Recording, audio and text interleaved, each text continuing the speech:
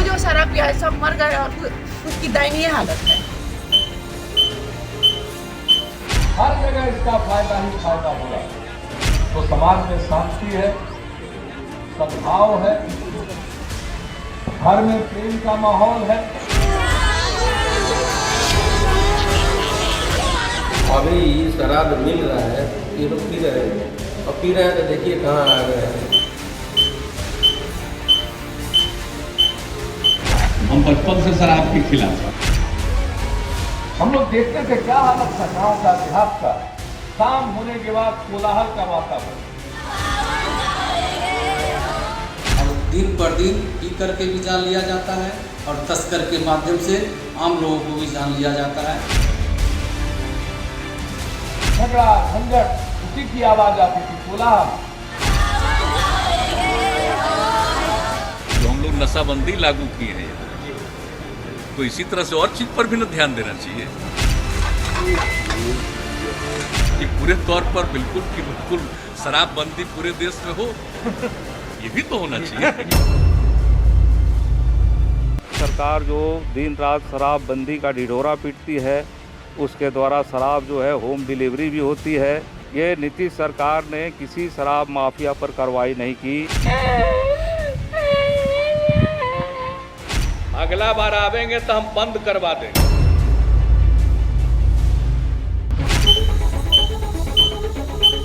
इस शख्स की इस हालत का जिम्मेदार कौन है?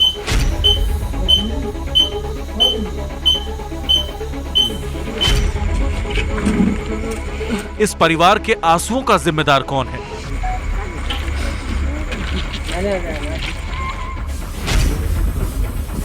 आखिर क्यों बिहार में बार बार जहरीली शराब का कहर देखने को मिलता है?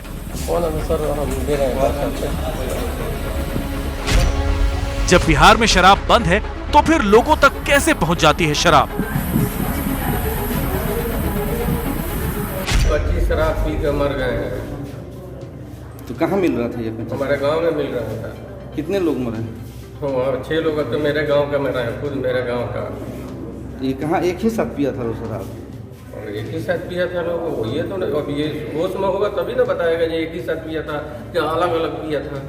शराब बिहार में बंद हुई थी जो लोग न पिए। अभी शराब मिल रहा है, ये लोग पी रहे हैं और पी रहे हैं तो देखिए कहाँ आ गए हैं। ये घटना बेतिया के लौरिया इलाके की है। 24 घंटे के अंदर यहाँ 8 लोगों की मौत हो गई। मौत क्यों हुई, कैसे हुई, इसे लेकर अलग अलग वजह बताई गई। मौत को संदिग्ध बताने की कोशिश इसलिए भी की गई जिससे मौत की असली वजह सामने ना आ पाए। लेकिन जिन लोगों ने अपनों को खोया है और जो उनसे जुड़े हैं वो खुद बता रहे हैं कि सच क्या है। सभी लोगों का यही पोजीशन है। 25 शराब से ही मौत है। 25 शराब से। और जितने पीने वाले ही लोग हैं वो एक हमारे वहाँ बसोरिया पास में ही है, वहाँ का एक आदमी आज ही गया इसी हॉस्पिटल से मर गया। और हम लोग भी लाए हैं, हम लोग का भी मरीज का वही पोजीशन है। तो पुलिस और सरकार मतलब इसके लिए कुछ नहीं कर रही है? अगर कुछ करता तो फिर ऐसी बात ही नहीं होती ना। अगर कुछ करता तो फिर तो हम देवगा देवराज का है, हम उस गांव का, हम बोल रहे हैं वहाँ पे 25 शराब बिकती है और सभी लोग कभी पिया है। जिस गांव में एक साथ इतने लोगों ने दम तोड़ दिया, वहां गम भी है और गुस्सा भी। मृतक के परिजनों से लेकर स्थानीय निवासियों तक हर कोई साफ शब्दों में ये कह रहा है कि मौत की वजह जहरीली शराब है। एक मृतक के परिजन ने बताया कि शराब पीने के बाद से ही उसके बहनोई के सिर में दर्द शुरू हो गया। के जब बाजार में अइलो तो इनके कपार लागल दर्द करे। अच्छा। जैसे हमरा की होइलन जे कपार बसता तो 1 घंटा 2 घंटा रहलन तो घरे फोन बसा के बोला के ले गो। ओकरा बाद में किरण झाज में गो तो जवाब दे देना नहीं कितनी जा काल सवेरे 6 बजे। कल सवेरे 6 बजे। परसों तबीयत खराब हुई? हाँ परसों। कच्ची शराब पीने वाले जो बच गए उनमें से कई की हालत खराब है। किसी की आंख की रोशनी जा चुकी है तो कोई उल्टियां कर रहा है। फिर भी प्रशासन ये मानने को तैयार नहीं कि इस इलाके में अवैध तरीके से कच्ची शराब मिल रही है और उसी कच्ची शराब ने 8 लोगों की जान ले ली। दारू बेचता था, वो खुद दारू पी करके गया, अपने रिश्तेदार में गया, वहीं पर के नोच नाच के अपने शरीर को पलटी उल्टी करके जो शराब पिया है सब मर गए और उसकी दयनीय हालत है। और इस सच से नीतीश कुमार भी इनकार नहीं कर सकते कि बिहार में शराबबंदी सिर्फ कागजों पर है। हकीकत में तो शराब भी है और शराब माफिया भी, और इस शराब माफिया के हौसले इतने बुलंद हैं कि वो नीतीश कुमार के शराबबंदी कानून और कानून के रखवालों को ठेंगे पर रखता है। सबूत के तौर पर ये तस्वीरें देख लीजिए।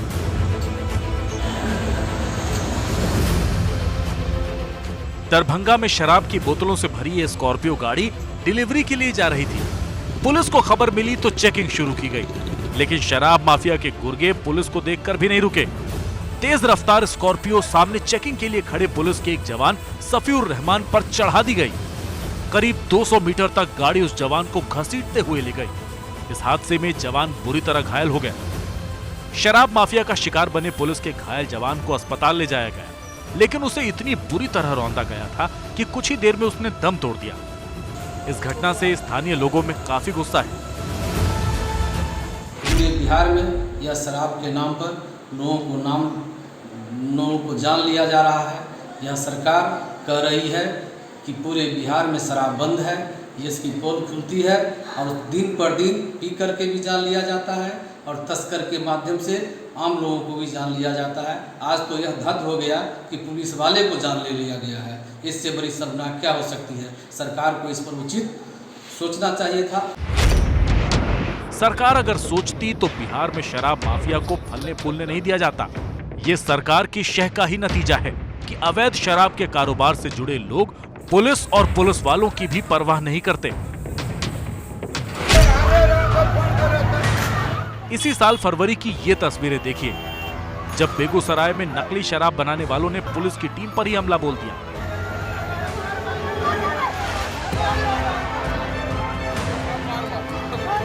पुलिस इस इलाके में छापेमारी करने आई थी और अवैध शराब बनाने वाले 2 लोगों को गिरफ्तार करके ले जा रही थी, जब अचानक जुटी भीड़ ने पुलिस पर हमला कर दिया। पुलिस टीम को दौड़ा लिया।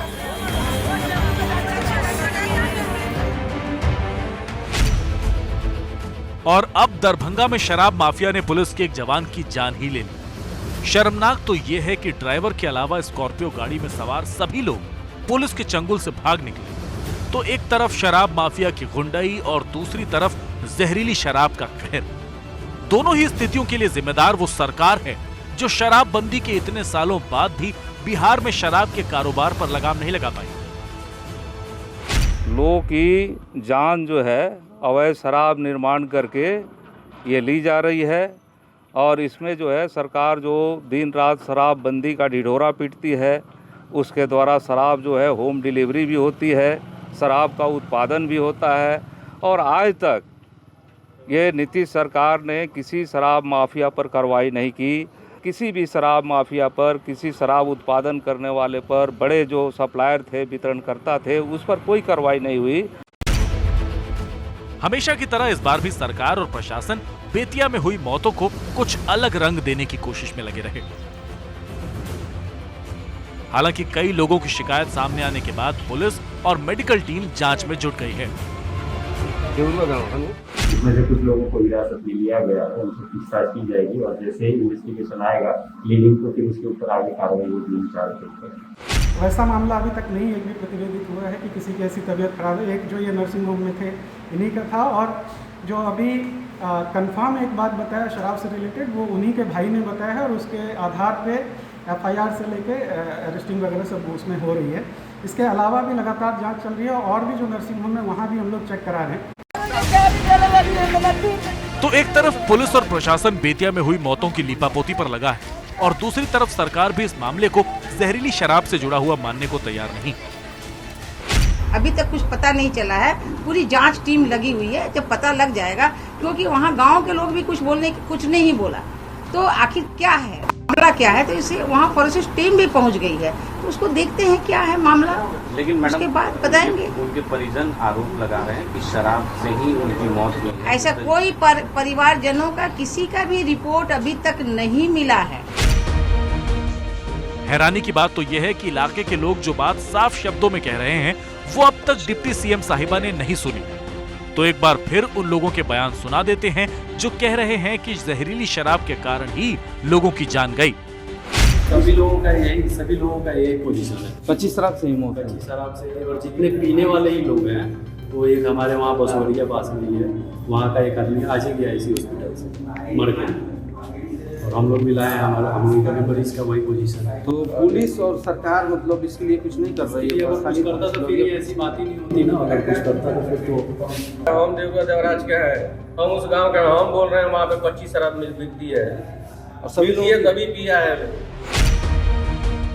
और ये मामला सिर्फ बेतिया का नहीं है, बिहार में लगातार जहरीली शराब के मामले सामने आते रहे। इसी साल मार्च में जहरीली शराब से नवादा में 16 लोगों की मौत हुई थी।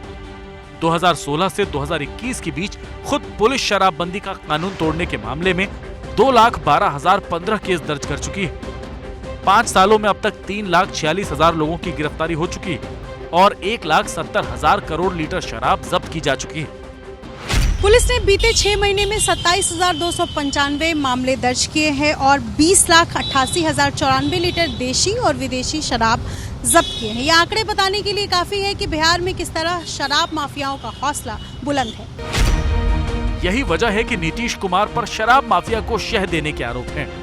पूर्व सीएम और आरजेडी नेता लालू प्रसाद यादव ने ट्वीट किया, बिहार में सुशासनी शराबबंदी से प्रतिवर्ष हजारों लोग जहरीली शराब से मर जाते हैं।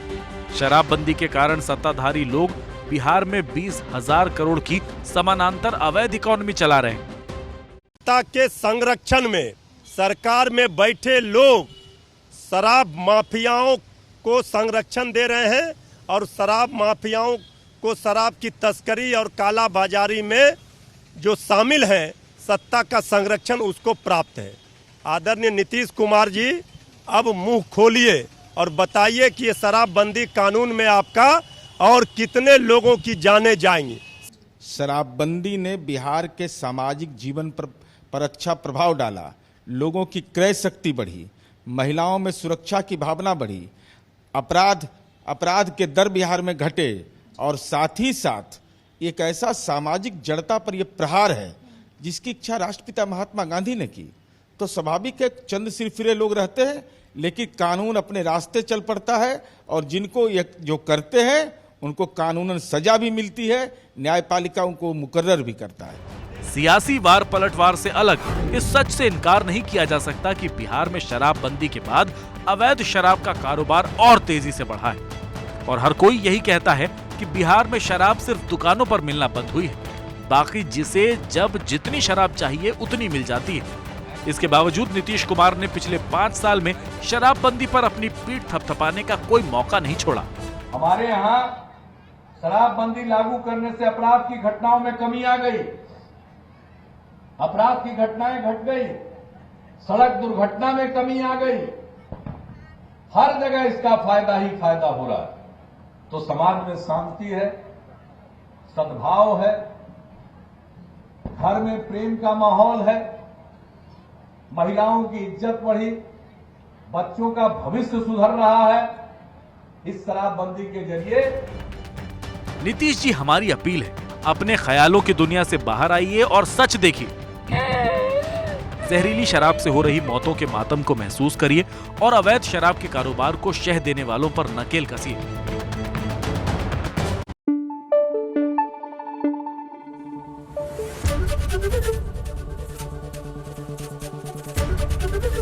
ABP न्यूज आपको रखे आगे।